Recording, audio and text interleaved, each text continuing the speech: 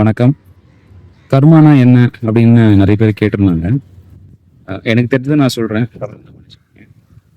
கர்மா அப்படிங்கிறது ஒரு சின்ன உதாரணத்தோட சொல்லலாம்னு நினைக்கிறேன். நீங்க ஒரு செல்போன் வச்சிருக்கீங்கன்னு வச்சுங்களேன். அந்த செல்போனுக்கு முன்னாடி ஒரு மாடல் இருந்திருக்கும். ஃபார் எக்ஸாம்பிள் நீங்க சாம்சங்ல ஒரு பர்டிகுலர் மாடல் வச்சிருக்கீங்க அப்படின்னா, அதே மாடலுக்கு முன்னாடி ஒரு மாடல் கண்டிப்பா இருந்திருக்கும். அதுக்கு முன்னாடி ஒரு மாடல் இருந்திருக்கும். அப்போ இந்த மாடல் சேஞ்ச் ஆகுது பாத்தீங்களா? எப்படி சேஞ்ச் ஆகுது அப்படின்னா, இப்போ கரண்டா நீங்க ஒரு புதுசா ஒரு மாடல் லான்ச் பண்ணிருக்காங்க.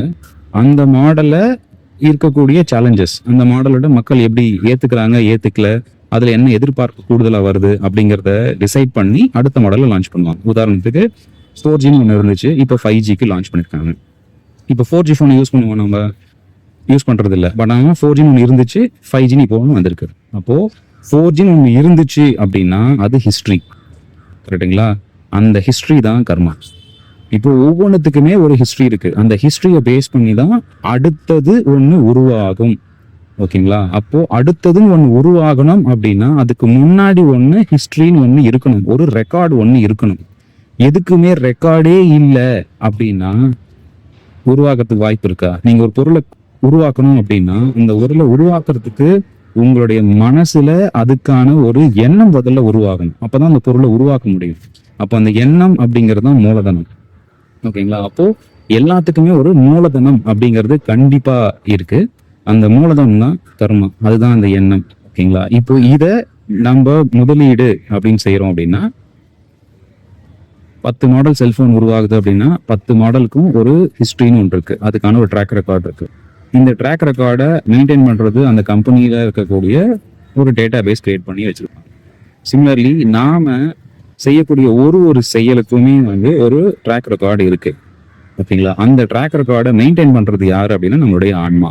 இந்த ஆன்மா இருக்கா இல்லையா அப்படின்னா அதை புரிஞ்சவங்களுக்கு அதுக்கான விளக்கம் தெரியும். கண்டிப்பா ஒவ்வொன்றுத்துக்கும் ஒரு ட்ராக் ரெக்கார்டு இருக்கு.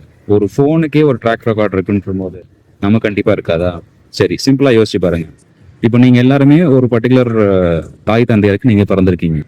ஏன் நீங்க எல்லாருமே ஒரு டாடா பிர்லா, ஒரு அம்பானிக்கோ யாருக்கோ அந்த மாதிரி இப்போ ஏன் பிறக்கல? பில்கேட்ஸ்க்கோ அந்த மாதிரி யாருக்கெல்லாம் ஏன் பிறக்கல? ஏன் எல்லாருமே ஒரு ஸ்பெசிஃபிக்கான ஒரு தாய் தந்தையருக்கு நீங்க போய் பிறந்திருக்கீங்க அப்படின்னா அதுக்கும் ஒரு கர்மா இருக்கு. நீங்க டிஃபைன் பண்ணி சூஸ் பண்ணி இந்த தாய்க்கு, இந்த தகப்பனுக்கு, இந்த நிலையில இப்படிதான் நான் பிறக்கணும் அப்படின்னு ஒரு டெஃபினிஷன் இருக்கு. அதனால அந்த இடத்துல நம்ம பிறக்கிறோம். ஓகேங்களா? ஸோ நாம கர்மா இல்லை அப்படின்னாக்கா அது உங்களுடைய விருப்பம். ஆனா காலம் உங்களுக்கு அதை உணர்த்தும். கண்டிப்பா நாம செய்யக்கூடிய ஒரு செயலுக்குமே கர்மா அப்படிங்கிறது இருக்கு. அதனால தயவு செஞ்சு தவறுகளை செய்ய வேணாம். அடுத்தவங்களுடைய மனசை புண்படுத்தும்படி நாம எதையும் செய்ய வேணாம். இது கண்டிப்பா நம்ம ஒவ்வொருத்தருக்கும் ஒரு பெரிய விளைவை அது கொண்டு வரும்.